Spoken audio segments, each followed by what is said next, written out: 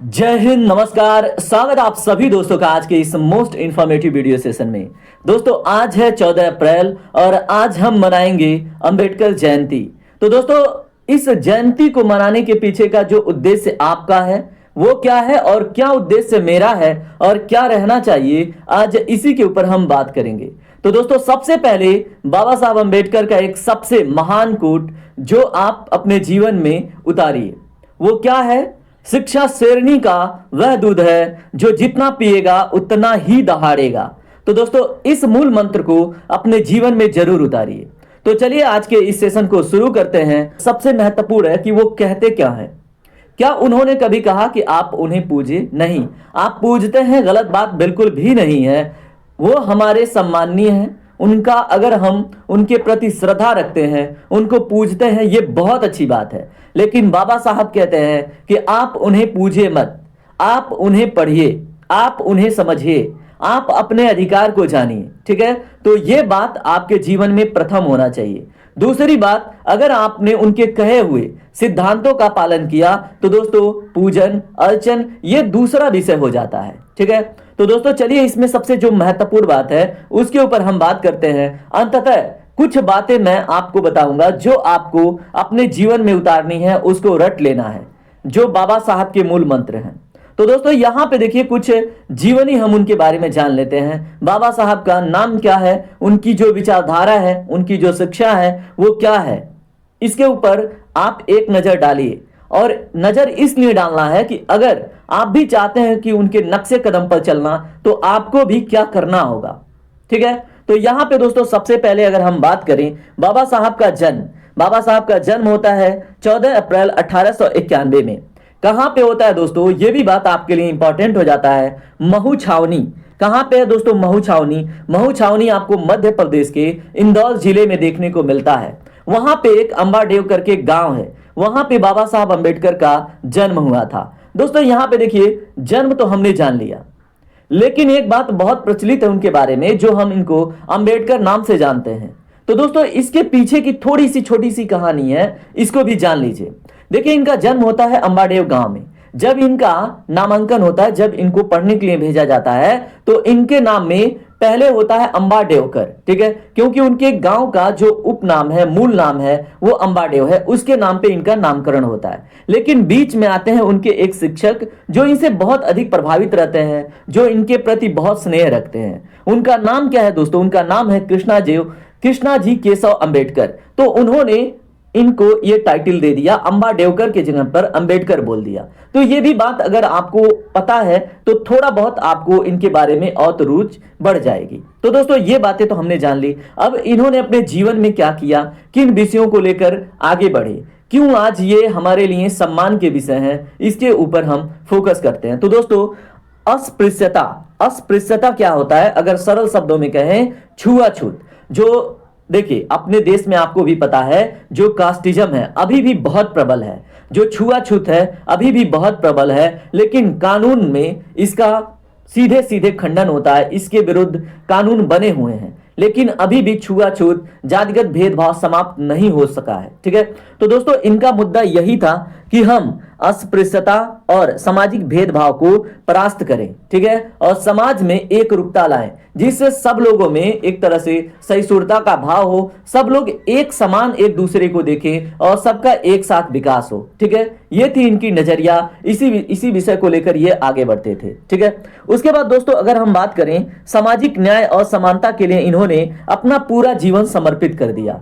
तो ये भी विषय आपको पता होना चाहिए। अब देखिए अगर आपको पता ही नहीं है सामाजिक न्याय क्या है, समानता क्या है, ये विषय कहाँ है, संविधान में कहाँ पे ये उल्लेखित है, आपकी शक्तियां क्या है, तो दोस्तों सिर्फ बाबा साहब अंबेडकर को जान के क्या फायदा, सिर्फ इनके जन्म को जानकर क्या फायदा, सिर्फ इनका सम्मान करके क्या फायदा। अगर इन्होंने जो बात कही है कि आप इन्हें पूजो मत, आप इन्हें पढ़ो, अपने अधिकार को जानो, तभी तो आप मजबूत बनोगे, तभी तो आप शक्तिशाली बनोगे, तभी तो आपके अंदर कॉन्फिडेंस आएगा किसी भी समाज के बुराई के विरुद्ध खड़ा होने के लिए। अगर आपको पता ही नहीं है संविधान में आपका अधिकार क्या है तो आप कैसे अपनी अधिकार का दावा करेंगे, कैसे आपको दबाया जाएगा तो आप उठेंगे? क्या कभी आपने अपने गांव के बजट के विरुद्ध, क्या अपने जिले में बजट के विरुद्ध, कहां पे कितना खर्च हो रहा है, क्या आपका अधिकार है, कभी आपने सवाल उठाया? नहीं उठाया। क्यों? क्योंकि आपको पता ही नहीं है, क्योंकि आप शिक्षित ही नहीं है। तो दोस्तों सबसे पहले शिक्षित बनिए, सबसे पहले अपने अधिकार को समझिए, सबसे पहले जागरूक बनिए। आजकल ऐसा नहीं है कि स्रोत नहीं है। देखिए, जो शिक्षित वर्ग है वो आपसे छुपाएगा आंकड़ा, लेकिन आपको शिक्षित बनना है, आपको खंगालना है। ये कहां से आएगा? ये आपके चेतन मन से आएगा। ठीक है, आपने अपनी चेतना को मार दिया है। आप सिर्फ और सिर्फ क्या कर रहे हैं कि नहीं, हमें जयंती मना लेनी है। अरे भाई, जयंती मनाओ, इसमें कोई बुराई नहीं है, ये बहुत सम्मान का कार्य है, लेकिन इनका जो मूल उद्देश्य है उसे तो पालन करो। क्या आज तक आपको पता है संविधान में क्या है? संविधान के कितने अनुच्छेद हैं? संविधान में आपका अधिकार क्या है? कुछ भी नहीं पता। इसमें देखिए, जो भी इस वीडियो को देख रहे हैं उसमें केवल मैं मान के चलता हूं 1 से 2% लोगों को जो जागरूकता के दृष्टिकोण से देखते हैं उन्हें ही केवल पता है। जो एग्जाम के दृष्टिकोण से देखते हैं उनको तो पता है, लेकिन जो सिर्फ और सिर्फ जागरूकता के दृष्टिकोण से देखते हैं, सिर्फ और सिर्फ सम्मान और मानने के दृष्टिकोण से देखते हैं, उसमें 1 से 2% ही मिलेंगे आपको शिक्षित। तो दोस्तों, मेरा मूल उद्देश्य क्या है? आप बिल्कुल सम्मान कीजिए, मैं भी करता हूं, लेकिन सबसे ज्यादा जरूरी चीज क्या है कि हमें अपना अधिकार पता होना चाहिए। जो हमारे साथ शोषण हो रहा है उसके विरुद्ध हम कहां पे अपनी आवाज उठा सकते हैं और हमें संविधान में इस बात का अधिकार कहां पे मिला है, ये जानकारी हमें होनी चाहिए। और जब जानकारी ही नहीं है तो हमारे पास क्या रहेगा भाई? सिर्फ और सिर्फ एक धुंधला बादल। तो दोस्तों, सबसे पहले शिक्षित बनिए। तो दोस्तों, इनका भी उद्देश्य यही था। इन्होंने दलितों के विरुद्ध, ठीक है, दलितों के विरुद्ध नहीं, दलितों के विरुद्ध होने वाले जो शोषण है उसके विरुद्ध इन्होंने आंदोलन किया। जो छुआछूत है उसके विरुद्ध इन्होंने आंदोलन किया। तो दोस्तों, आंदोलन किस बात के लिए किया? क्योंकि इनको पता चला, इन्होंने जानकारी इकट्ठा करी कि हमारे शोषित वर्ग के लिए क्या जरूरी है, क्या अधिकार इनके हैं, क्या मिलना चाहिए। तो ये अधिकार, ये जागरूकता कहां से आएगी? जब आप शिक्षित बनेंगे। तो सबसे महत्वपूर्ण बात है आप शिक्षित बनिए। उसके बाद दोस्तों, इन्होंने संविधान का प्रारूप समिति का एक तरह से अध्यक्षता का कार्य किया। मतलब जो संविधान में बहुत सारे विचार आए, बहुत लोगों ने बहुत सारी बातें कही, बहुत सारे देशों से बहुत सारे विचार अपने संविधान में लिए गए, लेकिन बाबा साहब ने उन सभी विषयों पर विचार किया। उन्होंने ड्राफ्टिंग करी, उन्होंने मसौदा तैयार किया कि भाई हमें हमारे देश के लिए क्या जरूरी है, हमारे देश के जनता के लिए क्या जरूरी है। ठीक है, तो वो चीजें आप जानिए, समझिए, ऐसा नहीं है सिर्फ पूछ लीजिए। ठीक है, उसके बाद दोस्तों, भारत के प्रथम कानून और न्याय मंत्री बने ये अपने देश में। ठीक है, उसके बाद दलित बंधु, यहां पे देखिए, दलित बौद्ध आंदोलन की इन्होंने शुरुआत करी। भारत रत्न से भी ये मरणोपरांत सम्मानित हुए। तो इतनी ख्यातियां क्यों मिली? क्योंकि ये शिक्षित बने। सबसे पहले आप शिक्षित बनिए, जागरूक बनिए, तभी तो आपका नाम होगा, तभी तो आप अपने समाज को लेकर आगे बढ़ेंगे। अन्यथा क्या है? अन्यथा सिर्फ हम क्या करेंगे? मालार्पण करेंगे। हम गौतम बुद्ध जी के ऊपर जाके मालार्पण करेंगे, हम बाबा साहब अंबेडकर के ऊपर जाकर मालार्पण करेंगे। क्या इतना पर्याप्त है? बिल्कुल भी पर्याप्त नहीं है। मैं तो कहता हूं सबसे पहले आप इन्हें जानिए, समझिए, इन्होंने क्या कहा है उसको अपने जीवन में उतारिए। ठीक है, तो ये सबसे ज्यादा जरूरी चीजें हैं। बाकी बाबा साहब की योग्यताएं और शिक्षा यहां पे आप देख लीजिए। इन्होंने इतनी सारी शिक्षाएं ग्रहण करी, इन्होंने इतनी सारी बातें सीखी, तभी तो इन्होंने दहाड़ा। अगर इनको पता ही नहीं होता कि दोस्तों समानता क्या है, अगर इन्हें पता ही नहीं होता कि इनके अधिकार क्या हैं, इन्हें पता ही नहीं होता कि दोस्तों कानून में कैसे हम अपने समाज के विरुद्ध होने वाले शोषण के विरुद्ध आवाज उठा सकते हैं, तो क्या आज संविधान में ये सारी चीजें होती? क्या शोषित वर्ग के लिए इतने अधिकार होते? जिस आरक्षण की हम बात करते हैं कि हम सामाजिक रूप से पिछड़े हैं, इसलिए हमें आरक्षण मिलना चाहिए कि हम समाज में कदम से कदम मिलाकर चले। अगर इन्हें ये सारी बातों का ज्ञान नहीं होता, शिक्षित नहीं होते, तो क्या आज हम यहां पर होते? क्या आज हम इस तरह से आवाज उठा पाते? क्या मैं आपको इस तरह से अपनी बातें रख के बता पाता? नहीं बता पाता। ठीक है, तो दोस्तों सबसे पहले शिक्षित बनिए, यह भी मेरा कहना है, बाबा साहब अंबेडकर का कहना है। ठीक है, तो इनकी जो उपाधियां हैं, जो डिग्रियां हैं, आप यहां से देख लीजिए। ये सबसे पहले शिक्षित बने, तभी शोषित वर्ग के लिए इन्होंने आवाज उठाई। ठीक है, उसके बाद दोस्तों यहां पे आप लोगों के लिए मैंने कुछ जरूरी चीजें ऐड करी है जो संविधान के विषय वस्तु हैं। आप एटलीस्ट इनको रट जाइए। यहां पे बहुत संक्षिप्त में चीजें हैं, आप इस चैनल को खंगालेंगे तो आपको बहुत सारी जागरूकता के विषय मिलेंगे, बहुत सारी चीजें जो आपके अधिकार हैं, जो आपको मजबूत बनाते हैं, जो आपके अंदर आत्मविश्वास भरते हैं, वो आपको मिल जाएगा। यहां पे देखिए, सबसे पहले समानता का अधिकार बाबा साहब अम्बेडकर ने इन्हें अनुच्छेद 14 से 18 के बीच में पिरोया है। आप जानिए समानता का विषय क्या है। आपके लिए समान कानून है, ऐसा नहीं है कि कोई बहुत बड़ा वर्ग है तो उसके लिए अलग कानून है, नहीं है।